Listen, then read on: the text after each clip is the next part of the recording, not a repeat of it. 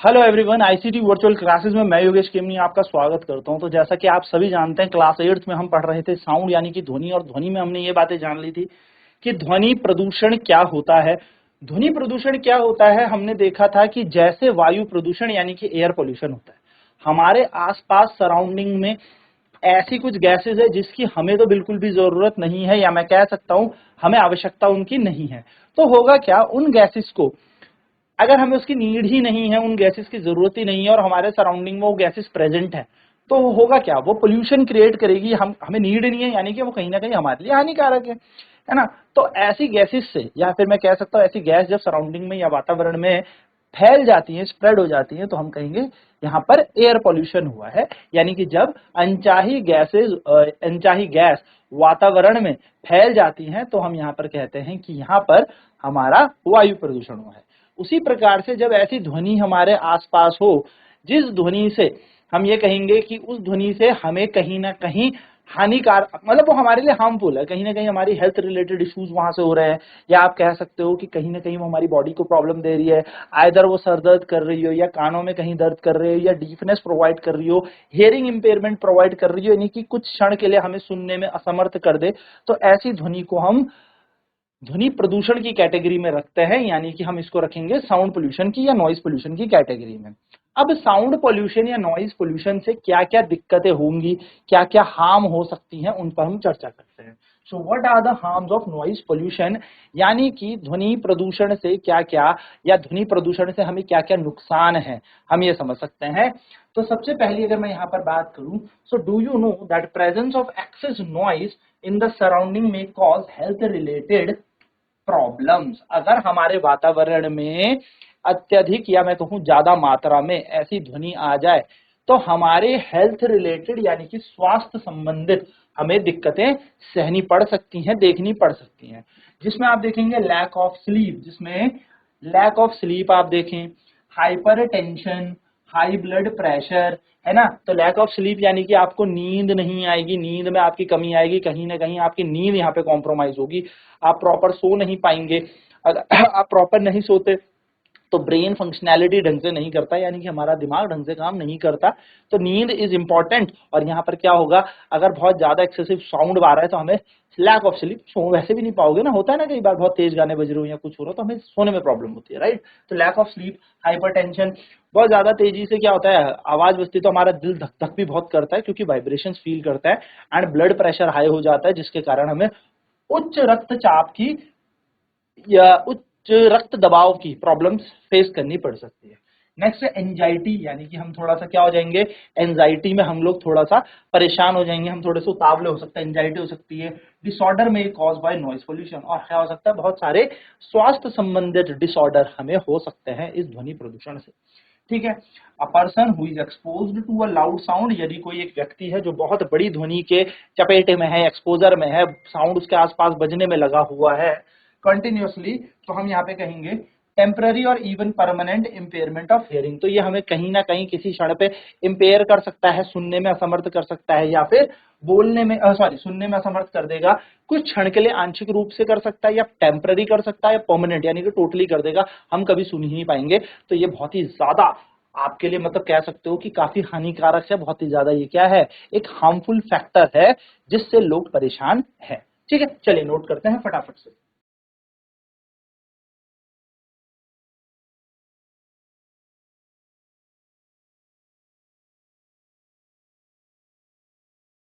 So measure to limit noise pollution, यानी कि आप किस तरीके से ध्वनि प्रदूषण को रोक सकते हो, उसको कंट्रोल कर सकते हो, या क्या क्या आप ऐसे स्टेप्स लेंगे, ऐसे आप क्या क्या तरीके उपयोग में लाएं जिससे ध्वनि प्रदूषण कम हो सराउंडिंग में, और जो लोग हैं उनको उसके एडवर्स इफेक्ट ना फेस करने हो। सो पहला है टू कंट्रोल नॉइज। अगर हमें ध्वनि को कंट्रोल करना है, या फिर मैं कह सकता हूं शोर को कंट्रोल करना है, ठीक है, so we must control the sources of noise. तो सबसे पहले हमें सोर्सेज ऑफ नॉइज को कंट्रोल करना पड़ेगा, यानी कि कहां कहां से आवाज उठी आ रही है उसको हमें कंट्रोल में लाना पड़ेगा। So how can this be achieve, अब हम इसको कैसे अचीव कर सकते हैं। तो इसके लिए साइलेंसिंग डिवाइसेस, हम क्या करेंगे, जो डिवाइस होते हैं उसमें साइलेंसर्स प्रोवाइड होते हैं, साइलेंसर को हम प्रोवाइड करेंगे।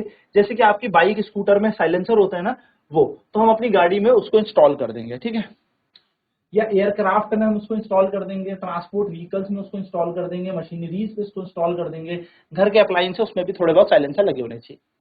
इससे ऐसा तो नहीं होगा कि आवाज एकदम ही खत्म हो जाएगी, लेकिन यस जो हाई लाउड साउंड है वो थोड़ा सा कम हो जाएगा, ठीक है। जैसे बाइक में साइलेंसर होता है ना, हमारी गाड़ियों में साइलेंसर होता है, वो साइलेंसर क्या, जहां से धुआं निकलता है बेसिकली, ठीक है, तो वो साइलेंसर क्या करता है, हमारी गाड़ी के इंजन की आवाज को थोड़ा सा दबा देता है और कम आवाज आती है, ठीक है। How can the noise pollution can be controlled in residential area?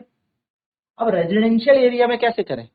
Residential area वो होता है जहां लोग रहते हैं, फ्लैट्स हो सकता है, कॉलोनीज हो सकती हैं, ठीक है, या फिर मैं कह सकता हूं जिसको पूरा गांव हो सकता है, ठीक है, जहां पे एक पूरा का पूरा क्या है, लोग रहते हैं।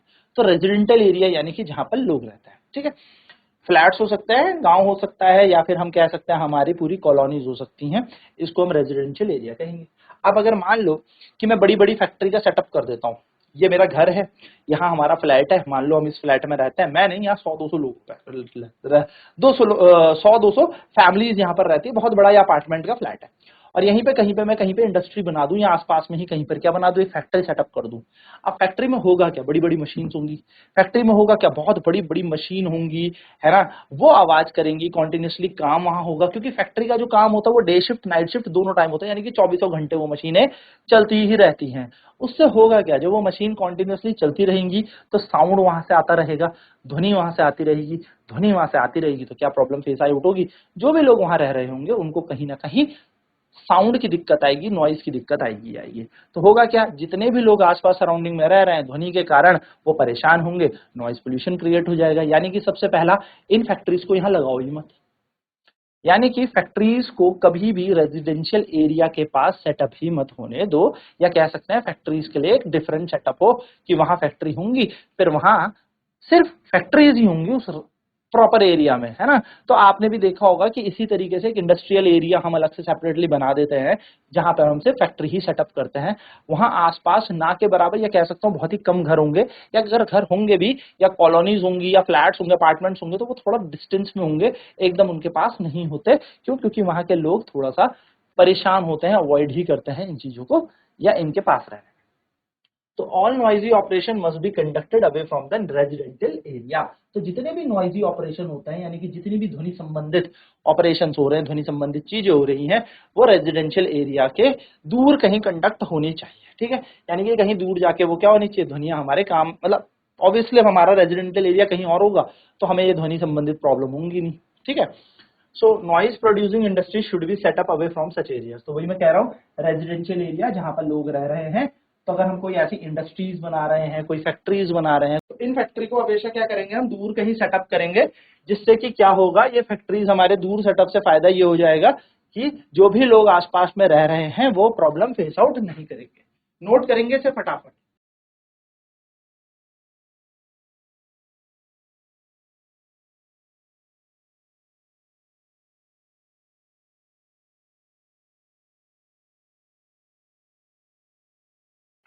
ठीक है, तो हमें कभी भी क्या करना है, इंडस्ट्रीज को ऐसी जगह सेटअप ही नहीं करना जहाँ पे रेजिडेंटल एरिया हो। भाई अब सीधी सी बात है, यहाँ पे घर परिवार सब कुछ रह रहा है, यहाँ पे इंडस्ट्रियल ढा ढा ढा ढा आवाज आएंगी, तो यहाँ के लोग तो परेशान होंगे।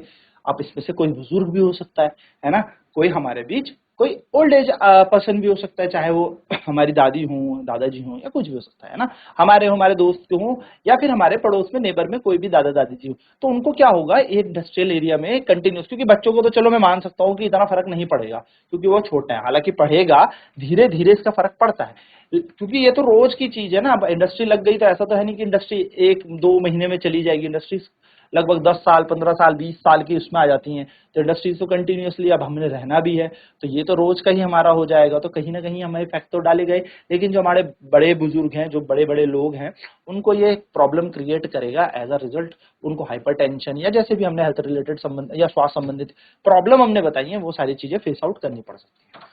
नेक्स्ट है use of automobile horns will be minimize. भैया कम से कम घंटी बजाई जाए, है ना, कम से कम क्या किया जाए, हॉर्न बजाया जाए। टै टै टै ना लगे रहे कि हॉर्न बजाते हैं तो बजाते ही रहो, मजा आ रहा है तो नहीं। इससे क्या होता है, आप लोगों को तो मजा आ रहा होता, हो सकता है किसी दूसरे को इरिटेशन हो रही हो। सो कम से कम हॉर्न को बजाया जाए, ठीक है। टीवी और म्यूजिक देखो सुनो, बिल्कुल टीवी भी चलानी चाहिए, गाने भी सुनने चाहिए, लेकिन कम आवाज में सुनेंगे, बहुत तेज वॉल्यूम में नहीं सुनेंगे। बहुत तेज आवाज में सुन के होता क्या है, इससे परेशानी होती है दूसरों को, it creates noise pollution. Trees must be planted along the road and the around the building to the cut down of the sound reaching the residents. तो होगा कि ज्यादा से ज्यादा पेड़ लगाओ, ज्यादा से ज्यादा पेड़ लगा के होगा क्या, ये पेड़ जो होता है ना, ये सारी ध्वनि को अवशोषित करने लगेंगे, एब्जॉर्ब करने लगेंगे। अब ये ध्वनि को जब एब्जॉर्ब करेंगे, धीरे धीरे धीरे एब्जॉर्ब करने लगेंगे, तो इससे होगा क्या, रिड्यूस हो जाएगा harmful effect of noise pollution. ध्वनि संबंधित जितनी भी प्रॉब्लम हमारे आसपास हो रही है, वो ये सारी की सारी चीजें क्या कर देगा, या एब्जॉर्ब कर लेगा, और एब्जॉर्ब करने से क्या कर देगा, ये नॉइज पोल्यूशन हमारा खत्म हो जाएगा, या फिर मैं कह सकता हूँ कम हो जाएगा। खत्म तो नहीं होगा, लेकिन पेड़ इसको एब्जॉर्ब करेंगे और फिर ये ज्यादा फैलेगा नहीं, तो इससे नॉइज पोल्यूशन कम ही होगा। चलिए नोट करते हैं फटाफट।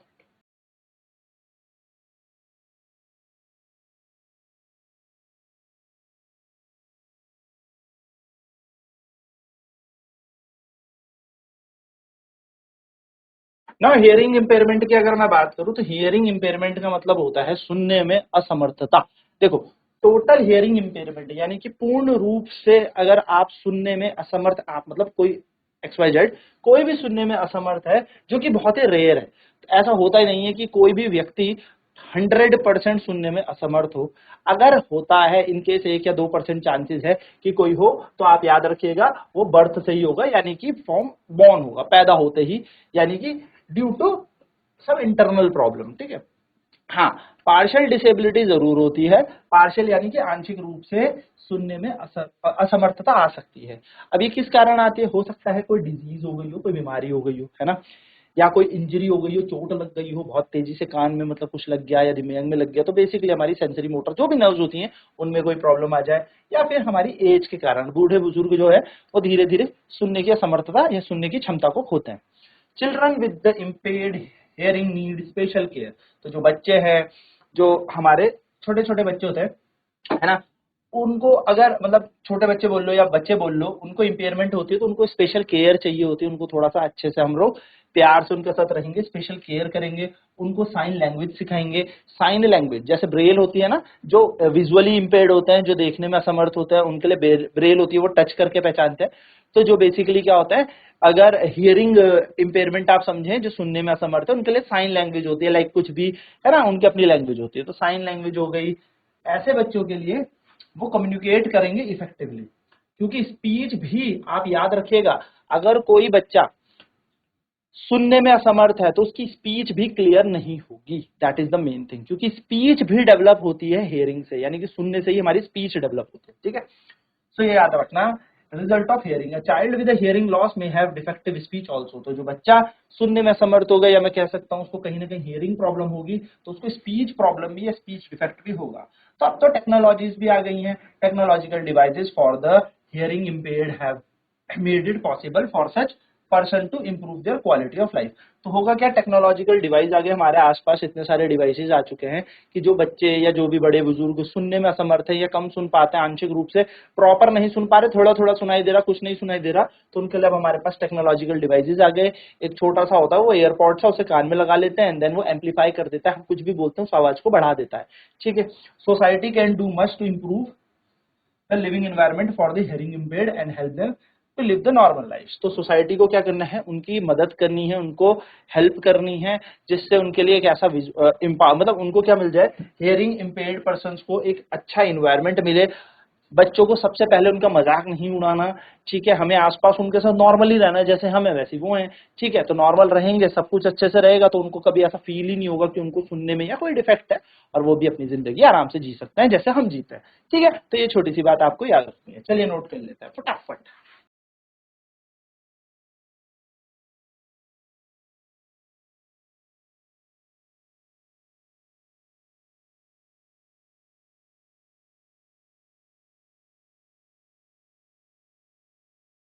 तो चलिए यहाँ पर हमारा चैप्टर खत्म होता है ना, तो हम क्या क्या यहाँ पर देखते हैं, इस चैप्टर में हमने क्या पढ़ा। Sound is produce by vibrating object. जो ध्वनि होती है वो वाइब्रेशन से प्रोड्यूस होती है, राइट। कभी भी किसी चीज की वाइब्रेशन होगी, कंपन होगी, तो ध्वनि की उत्पत्ति वहां से होगी, चाहे हम किसी घंटी को बजाएं या फिर हम किसी प्लेट को बजाएं। नेक्स्ट, इन ह्यूमन बींग्स, अगर मैं ह्यूमन बींग की बात करूं, तो मानव में जो वाइब्रेशन होती है वोकल कॉर्ड्स होती है, हमारे गले में वोकल कॉर्ड होता है जहां पर लार्निक्स होता है, यही वाइब्रेट करता है और यही से ध्वनि उत्पन्न होती है। Next, sound travel through medium gas liquid solid. Sound जो होता है वो सॉलिड में भी चलता है, लिक्विड में भी चलता है, गैस में भी चलता है, यानी कि ध्वनि जो है गैस, तरल और सॉलिड तीनों में चलती है, लेकिन कभी भी वैक्यूम यानी कि निर्वात में ध्वनि नहीं चल सकती, ये बात ध्यान में रखिएगा। निर्वात का मतलब क्या होता है, एक ऐसी जगह जहां पर ना तो सॉलिड है ना लिक्विड है ना गैस है, कुछ है ही नहीं यहाँ पर, ठीक है। नेक्स्ट कह रहा है the eardrum sends the vibration of sound, it sends signal to the brain, this process is called hearing। तो जो ईयर ड्रम है हमारा कान में, हमारे जो बेसिकली हम कान का पर्दा कहते हैं, ये क्या करता है, हमारी वाइब्रेशन को कैच करता है और वाइब्रेशन को कहाँ भेजता है, हमारे ब्रेन पर भेजता है, एंड इसी प्रोसेस को, इसी प्रक्रिया को हम सुनना कहते हैं, ठीक है। द नंबर ऑफ ऑसिलेशन और वाइब्रेशन पर सेकेंड इज कॉल्ड फ्रीक्वेंसी और ऑसिलेशन, ठीक है। कितनी बार ये एक सेकेंड में अपनी मीन पोजीशन से आगे पीछे मूव हुआ, उसे हम वाइब्रेशन कहेंगे या फ्रीक्वेंसी कहेंगे किसी ऑसिलेशन की। तो वाइब्रेशन पर सेकेंड, या फिर मैं कह सकता हूं ऑसिलेशन पर सेकेंड, यानी कि दोलन एकांक, या मैं कहूं एक सेकेंड में, और कितनी कंपन एक सेकेंड में, उसे हम आवृत्ति कहते हैं। The frequency is express in hertz. तो जो आवृत्ति होती है वो हर्ट्ज यानी कि हर्ट्ज में दर्शाई जाती है। Larger the amplitude of vibration the louder the sound is. जितना ज्यादा आयाम होगा ध्वनि का उतना ज्यादा ध्वनि प्रबल होगी, ठीक है। तो एम्पलीट्यूड बढ़ाने पर लाउडनेस बढ़ जाती है। Next, higher the frequency of vibration the larger और the higher is the pitch and the shriller is the sound. जितना ज्यादा आवृत्ति होगी, फ्रीक्वेंसी होगी, उतनी ज्यादा पिच होगी, तारत्व होगी, आवाज उतनी श्रिल होगी, ठीक है। नेक्स्ट है अनप्लीजेंट साउंड कॉल्ड नॉइज। ऐसी ध्वनि जो हमारे कानों में चुभ रही है, which is not making us comfortable, जो हमारे लिए कंफर्टेबल नहीं है, डिस्कम्फर्ट फील करा रही है, उसको हम क्या कहते हैं, नॉइज कहते हैं। अगर ये नॉइज एक्सेसिव हमारी सराउंडिंग में आ जाए, यानी कि बहुत ज्यादा अनवांटेड अनचाही ध्वनि हमारे वातावरण में हो, तो इसको हम कहते हैं नॉइज पोल्यूशन। नॉइज पोल्यूशन क्या करता है, हेल्थ रिलेटेड प्रॉब्लम्स हमें क्रिएट करता है, यानी कि ध्वनि प्रदूषण हमें स्वास्थ्य संबंधित कुछ ना कुछ प्रॉब्लम देके जाएगा। Attempt should be made to minimize noise pollution. तो हमें अटेम्प्ट करने चाहिए, यानी कि हमें क्या करना चाहिए, हमें कुछ ऐसे स्टेप्स लेने चाहिए जिससे ध्वनि प्रदूषण को रोका जा सके या कम किया जा सके।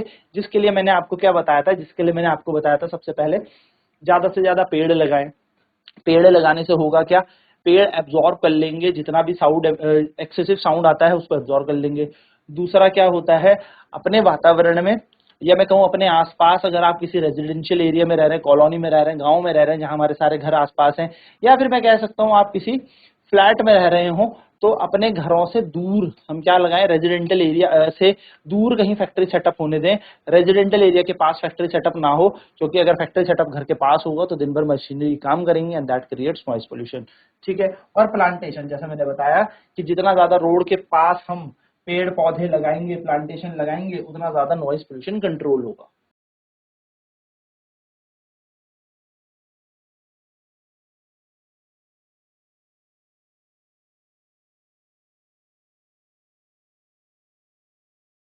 तो ये सारे मेजर्स हमें लेने हैं और इस तरीके से हमें सारी चीजें करनी है। नेक्स्ट क्लास में इसके क्वेश्चन आंसर्स करेंगे, यानी कि इस पे करेंगे प्रश्न और उत्तर। तो आज की क्लास में इतना ही। आईसीटी वर्चुअल क्लासेस में जुड़ने के लिए धन्यवाद। आपका दिन शुभ हो।